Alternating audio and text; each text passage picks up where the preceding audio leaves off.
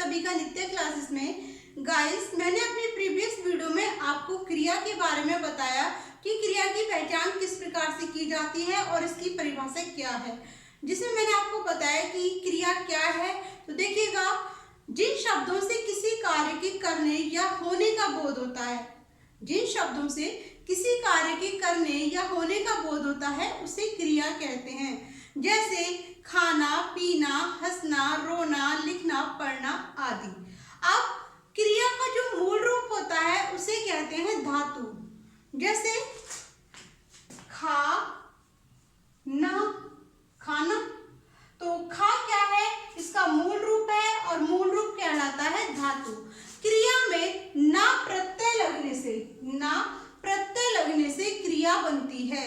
तो क्रिया क्या है, किसी कार्य के करने या होने का बोध होता है उसे क्रिया कहते हैं। अब देखिएगा, क्रिया के भेद मैंने आपको बताए थे। क्रिया के भेद जो होते हैं मुख्य रूप से होते हैं दो। कौन कौन से होते हैं? कर्म के आधार पर या रचना के आधार पर क्रिया, दूसरा है अर्थ के आधार पर क्रिया।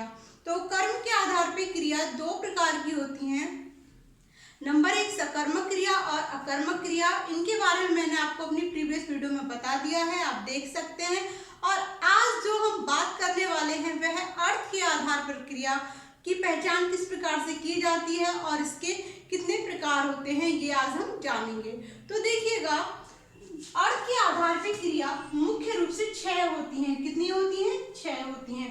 कौन कौन सी होती हैं? संयुक्त क्रिया, पूर्वकालिक क्रिया, द्विकर्मक क्रिया, नाम धातु क्रिया, सहायक क्रिया और प्रेरणार्थक क्रिया। तो ये अर्थ के आधार पर होती हैं। तो सबसे पहले हम बात करते हैं संयुक्त क्रिया के बारे में। तो देखिएगा, संयुक्त क्रिया क्या है? दो या दो से अधिक धातुओं के मेल से जब कोई क्रिया बनती है तो उसे कहते हैं संयुक्त क्रिया। किसे? जब दो या दो से अधिक धातुओं के मेल से जो क्रिया बनती है उसे संयुक्त क्रिया कहते हैं। और जब दो धातु आपस में मिलकर क्रिया बनाते हैं तो नई तीसरी क्रिया बनती है, तो उसका नाम क्या होता है? संयुक्त क्रिया। जैसे देखते हैं, चल देना, चल देना से बना चल दिया। खा लेना, खा लिया, खा लेना, तो इससे क्या होगा? खा लेना से बनेगा खा लिया। इसी तरह जब दो धातु आपस में मिले तो क्या बने? संयुक्त क्रिया बनती है। अब देखिएगा, उदाहरण देख लेते हैं। राधा ने दूध पी लिया। तो देखिए, यहाँ पर दो धातु मिल रहे हैं, पी और लिया। राधा ने दूध पी लिया, तो पी लेना से बना क्या? पी लिया। तो दो धातु मिलकर क्या बनती है? संयुक्त क्रिया बनती है। देखिएगा, दूसरा, मीरा स्कूल चली गई। मीरा स्कूल चली गई, तो यहाँ पर चली और गई, यानी कि चल देना से बनी चली गई। तो ये क्या है? हमारी संयुक्त क्रिया। अब देखिएगा, वह खाना खा चुका। तो खा लेना से क्या होगा? खा चुका।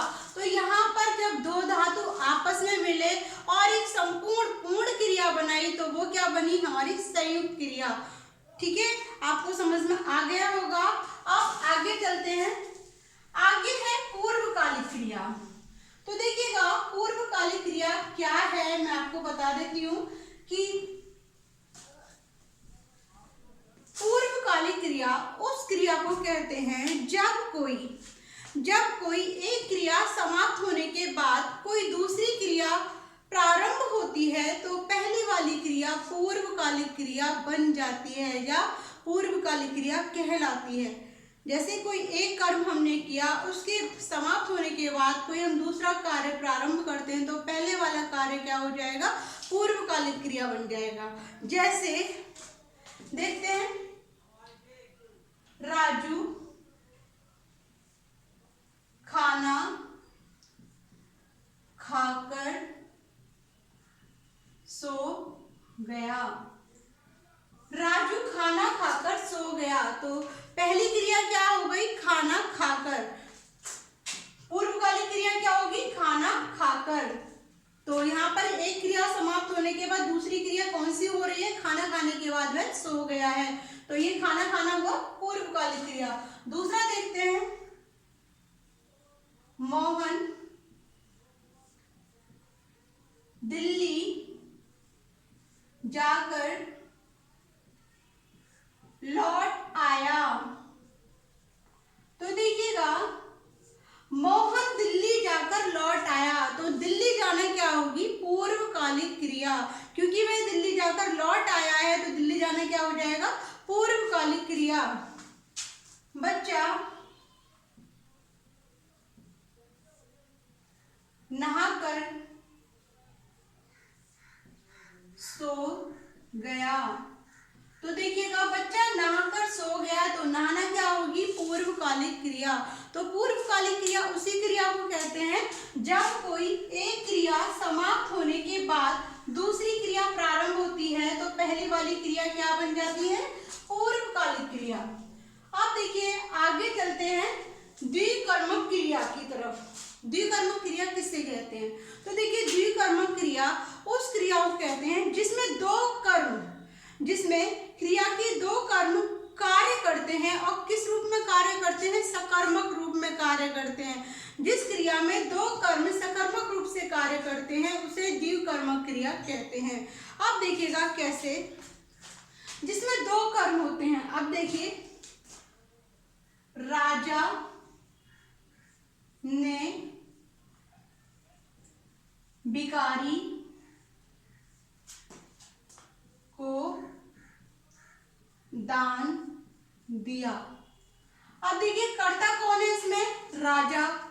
क्या काम है? राजा, क्या काम किया जा रहा है राजा के द्वारा? राजा ने भिखारी को दान दिया। तो राजा ने दिया, दान दिया, एक तो कर्म हो गया, किसको दिया? भिखारी को दिया।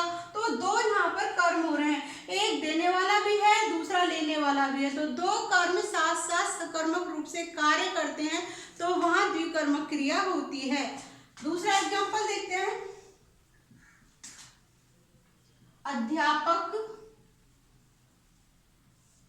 ने छात्रों को हिंदी पढ़ाई।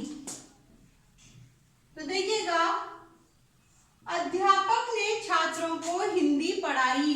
तो यहाँ पर दो कर्म हो रहे हैं। अध्यापक के द्वारा किसको पढ़ाया जा रहा है? छात्रों को पढ़ाया जा रहा है। छात्रों को अध्यापक पढ़ा रहे हैं। तो यहाँ पर देखिए, क्या पढ़ाई है? हिंदी पढ़ाई है, कर्म ये हो गया। और किसको पढ़ाई है? छात्रों को पढ़ाई है। तो यहाँ पर अध्यापक के द्वारा पढ़ाया जा रहा है, एक पढ़ाने वाले हैं तो दूसरे पढ़ने वाले भी हैं। यहाँ पर दो कर्म साथ साथ काम कर रहे हो तो वहां पर होती है द्विकर्मक क्रिया। आपको समझ में आ गई होगी द्विकर्मक क्रिया की पहचान कैसे होती है। मैंने क्या बताया? जिस क्रिया में दो कर्म साथ साथ कार्य करते हैं तो उसे क्या कहते हैं? द्विकर्मक क्रिया। अब आगे देखते हैं, आगे है नाम धातु क्रिया। तो देखिएगा, नाम धातु क्रिया किस क्रिया को कहते हैं? नाम धातु क्रिया वो क्रिया है जिसमें संज्ञा और विशेषण को महत्व दिया जाता है, जिसमें संज्ञा के साथ साथ उसकी विशेषता को बताया जाता है तो उसे नाम धातु क्रिया कहते हैं।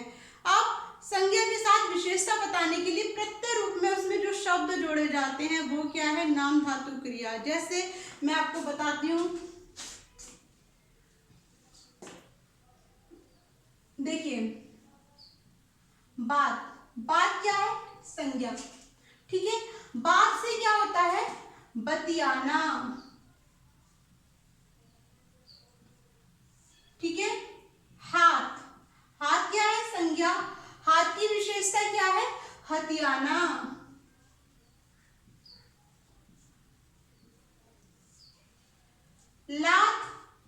लात से क्या होता है? लताड़ना। लाज से क्या होता है? लजाना।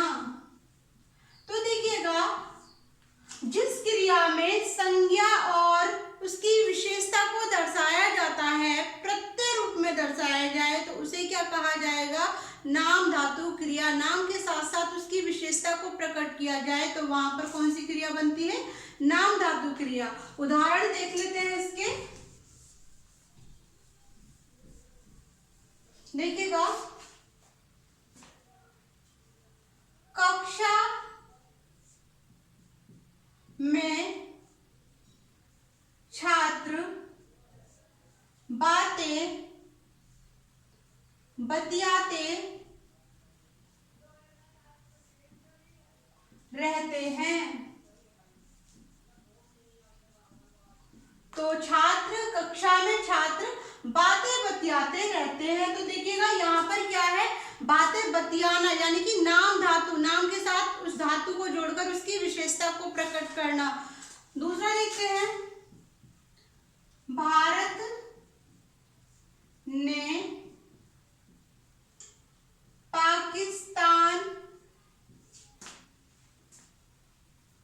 पाकिस्तान के हाथों से मैच, भारत ने पाकिस्तान के हाथों से मैच हथिया लिया। तो देखिएगा यहाँ पर कार्य क्या हो रहा है कि भारत ने पाकिस्तान के हाथों से मैच हथिया लिया। तो हाथ से हथियाना उसकी विशेषता को प्रकट कर रहा है, तो क्या हो जाएगा, नाम धातु क्रिया। देखिए, पुलिस चोर को लताड़ते हुए थाने ले गई। तो यहाँ पर क्या है, लताड़ना होगा, तो वो भी क्या होगी, नाम धातु क्रिया होगी। पुलिस चोर को लताड़ते हुए थाने ले गई, तो यहाँ पर लताड़ना क्या होगा, नाम धातु क्रिया। तो नेक्स्ट देखते हैं सहायक क्रिया के बारे में कि सहायक क्रिया किससे कहते हैं। तो देखिएगा, सहायक क्रिया वो क्रिया है जिसमें किसी वाक्य के, तो सहायक क्रिया की बात कर रहे थे, तो सहायक क्रिया क्या है कि किसी वाक्य को पूर्ण करने में जो क्रिया उसकी सहायक रूप में कार्य करे उसे कहते हैं सहायक क्रिया। सहायक क्रिया क्या है, सहायक क्रिया मुख्य क्रिया के साथ प्रयुक्त होकर उसके अर्थ को स्पष्ट करने के लिए जो सहायता प्रदान करती है वो उसकी सहायक क्रिया बन जाती है। आप कैसे, देखिएगा, मैं घर जाता हूँ, मैं घर जाता हूँ। तो जाता क्या है, जाता है मुख्य क्रिया और इसके साथ क्या लगा है, हूँ लगा है, तो ये क्या होगी, ये होगी इसकी सहायक क्रिया। अर्थात किसी भी वाक्य को पूर्ण करने के लिए उस शब्द को जो वाक्य पूर्ण करता है वह उसकी सहायक क्रिया बन जाता है। जैसे राम खाना खाता है। तो देखिएगा, राम खाना खाता है, तो है क्या होगी, है उसकी सहायक क्रिया। तो आपको समझ में आ गया होगा, कोई भी वाक्य को पूर्ण करने के लिए जिस शब्द का प्रयोग करते हैं वह उसकी सहायक क्रिया कहलाती है। आगे बात करते हैं प्रेरणार्थक क्रिया के बारे में।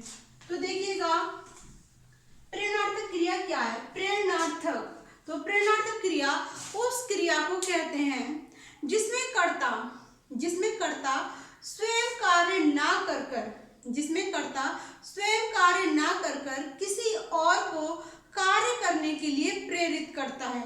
किसे कहते हैं, जिसमें कर्ता स्वयं कार्य ना कर कर किसी और को कार्य करने के लिए प्रेरित करता है, उसे कहते हैं प्रेरणार्थक क्रिया। जैसे देखिएगा,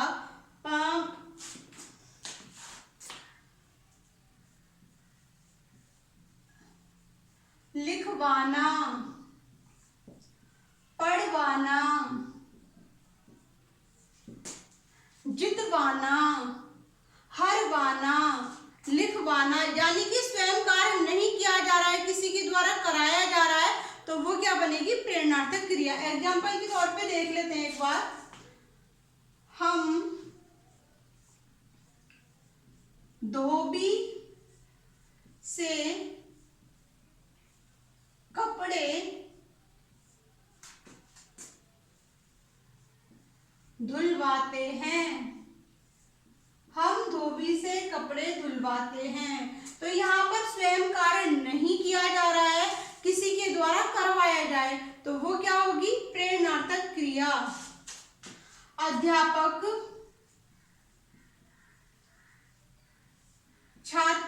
अध्यापक छात्रों से